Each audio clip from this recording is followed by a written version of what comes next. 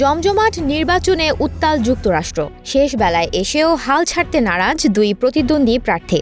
ভোটারদের মন জয় চালাচ্ছেন শেষ চেষ্টা। এই হিসাবের খাতায় রয়েছে বাংলাদেশিরাও। ডেমোক্রেট কমলা নাকি রিপাবলিকান ট্রাম্প? প্রবাসী বাংলাদেশিরা এবার কাকে প্রেসিডেন্ট দেখতে চান? নির্বাচনী মাঠে দুই দলের মুখোমুখি শক্ত অবস্থান। ভোট নিয়ে কমলা ট্রাম্প ভাগে বিভক্ত পুরো জাতি। এইখানে বাদ নেই বাংলাদেশি আমেরিকানরাও। ভোটের মাঠে তারাও বেশ সক্রিয়।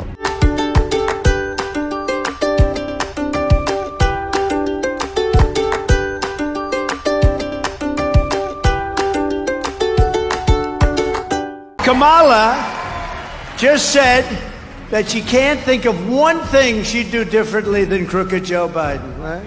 New York, California, Florida, Texas ও মিশিগানে উল্লেখযোগ্য সংখ্যক বাংলাদেশিদের বসবাস। ভোটের উৎসবে নিজেদের সামিল করতে তারাও বিভক্ত দুই ভাগে। নিজেদের চিন্তা আর পছন্দে কেউ ট্রাম্প, আবার কেউ কমলা।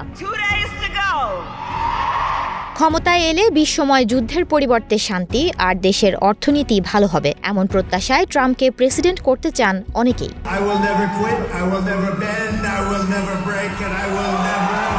আমেরিকান প্রবাসী এক বাংলাদেশি বলেন, বিশ্বে শান্তি বজায় রাখতে হলে দুইজনের মধ্যে একমাত্র যোগ্য প্রার্থী ডোনাল্ড ট্রাম্প। তার পক্ষেই বিশ্বে শান্তি আনা সম্ভব। ট্রাম্প সমর্থিত অন্য এক প্রবাসী বলেন, গোটা বিশ্বে যে যুদ্ধ লেগে আছে তা একমাত্র ট্রাম্প আসলেই বন্ধ হবার সম্ভাবনা অনেক বেশি। এছাড়া আমেরিকান অর্থনীতিতে ট্রাম্পই ভালো করতে পারবেন বলেও তাদের বিশ্বাস। অন্যদিকে অভিবাসন, শরণার্থী, জলবায়ু পরিবর্তন, আয়কর, গর্ভপাত সহ মধ্যবিত্তদের নানা সুবিধার কথা মাথায় রেখে ক্ষমতাসীন দল ডেমোক্রেটিক পার্টিকে আবারও ক্ষমতায় রাখতে কমলা হ্যারিসকে সমর্থন করছেন অনেক বাংলাদেশি।